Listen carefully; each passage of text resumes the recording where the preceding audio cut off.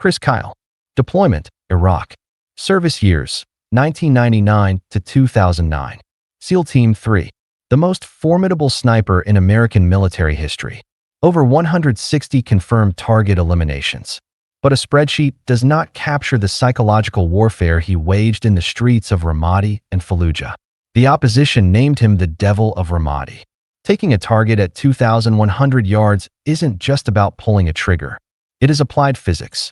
You are fighting wind shear, barometric pressure, and the rotation of the Earth. I will let the long-range ballistics historians in the comments explain exactly how the Coriolis effect alters the flight path of a heavy-grain bullet over a 1.2-mile distance. David Goggins. Deployments, Iraq and Afghanistan. Service years, 2001 to 2015. SEAL Team 5. Known globally as the toughest man alive. But tactically, Goggins is a physiological anomaly. He didn't just pass BUD/S. He graduated Army Ranger School and Air Force Tactical Air Control Party training. Let us be honest about interbranch dynamics. While the Marine Corps prides itself on chewing gravel, and the Air Force prefers calling in coordinates from air-conditioned command centers, Goggins bridged the operational gap. He proved that true elite performance requires the raw attrition of the infantry combined with the surgical precision of special operations. Jonny Kim. Deployment, Iraq. Service years, 2002 to 2015. SEAL Team 3. This is the ultimate return on investment for the United States military. A combat medic, a sniper, and a navigator with over 100 combat operations. He fought alongside Kyle and Goggins. But his geopolitical value exploded after his service. He attended Harvard Medical School and became a NASA astronaut. Jonny Kim is the terrifying embodiment of American human capital, a mind as highly capable in a surgical ward or a spacecraft as it is behind a rifle scope. William McRaven. Deployments, Gulf War and War on Terror. Service years, 1977 to 2014. SEAL Teams 1 and 6. Individual operators do not win global conflicts. Architects do. Admiral William McRaven was the commander of JSOC and the mastermind behind Operation Neptune Spear, the raid that eliminated the world's most wanted high-value target. You want to know where your taxpayer money goes? It does not go to action movie stunts. It goes to the infrastructure McRaven built. He commanded an annual black budget of billions to ensure that stealth Black Hawk helicopters, global satellite surveillance, and Tier 1 operators were perfectly synchronized. Without the logistical empire McRaven managed, the trigger pullers are just well-armed tourists. Rob O'Neill. Deployments, Iraq and Afghanistan. Service years, 1996 to 2012. SEAL Teams 2, 4 and 6. The man who claims to have fired the final decisive shots during the 2011 compound raid. His service record is an undeniable ledger of hundreds of combat missions. However, his decision to go public shattered the foundational SEAL ethos of the silent professional. This created a massive fracture. Is O'Neill an American patriot who gave the public the closure they deserved after that tragic September day? Or did his pursuit of fame severely compromise operational security? The internal warfare within the naval special warfare community over operators selling books is a toxic rift that no one wants to diagnose. Britt Slabinski. Deployment, Afghanistan. Service years, 1990 to 2014.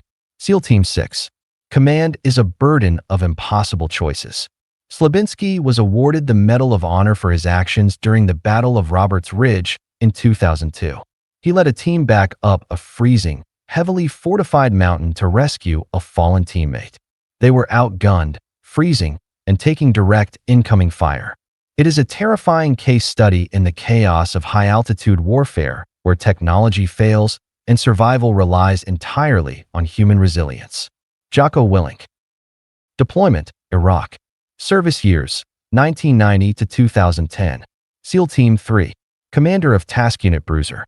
He engineered the tactical blueprint for integrating elite special operations forces with conventional army tanks and marine infantry in the intense urban crucible of Ramadi. He transformed leadership from a corporate buzzword into a battlefield doctrine of extreme ownership. Marcus Luttrell. Deployment, Afghanistan. Service years, 1999 to 2007. SEAL Team 10. Michael Murphy. Deployment, Afghanistan. Service years, 1998 to 2005. SEAL Team 10, Danny Dietz. Deployment, Afghanistan. Service years, 1999 to 2005. SEAL Team 10. Let us evaluate Operation Red Wings together. Hollywood packaged this into a blockbuster movie called Lone Survivor. Forget the movie. The uncompromising military reality is that Operation Red Wings was a catastrophic failure of intelligence and communications. The rocky, unforgiving terrain of the Hindu Kush negated all American technological superiority.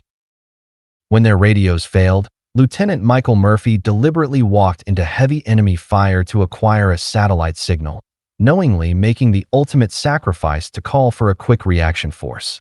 There is no cinematic glory here, only grim, unyielding duty. Adam Brown. Deployments, Iraq and Afghanistan. Service years, 1998 to 2010. SEAL Team 4 and 6. A man who overcame severe personal and substance battles, lost an eye, and suffered severe hand injuries, yet still managed to pass the most grueling selection process on Earth to join DevGru. His file is proof that physical perfection is secondary to psychological resilience. But before we close this ledger, let us address a gross historical injustice. We glorify the SEALs constantly, but what about the Special Warfare Combatant-craft Crewmen, SWCC? What about the 160th Special Operations Aviation Regiment, the Night Stalkers? They are the pilots flying under the radar in pitch black to drop these SEALs onto target. The media bias towards the operators on the ground is insulting. Without the Night Stalkers and SWCC crews, your famous Navy SEALs are just heavily armed pedestrians. If your father, your grandfather, or you yourself served in the Brown Water Navy of Vietnam, the UDTs, SWCC, or any aviation unit that carried these operators, sound off with your unit in the comments below. Your logistical backbone won the wars. The American Navy SEAL is a fascinating geopolitical weapon. But looking at this list, the landscape of war is changing rapidly. Let us look at the Pacific map. If a massive, conventional war breaks out in the Taiwan Strait tomorrow, a war fought with hypersonic anti-ship missiles, cyber warfare, and AI drone swarms, is the era of the famous, door-kicking Navy SEAL over? Will the next generation's most valuable operators be guys sitting at computer terminals in Maryland? As an auditor of military history, the data is clear.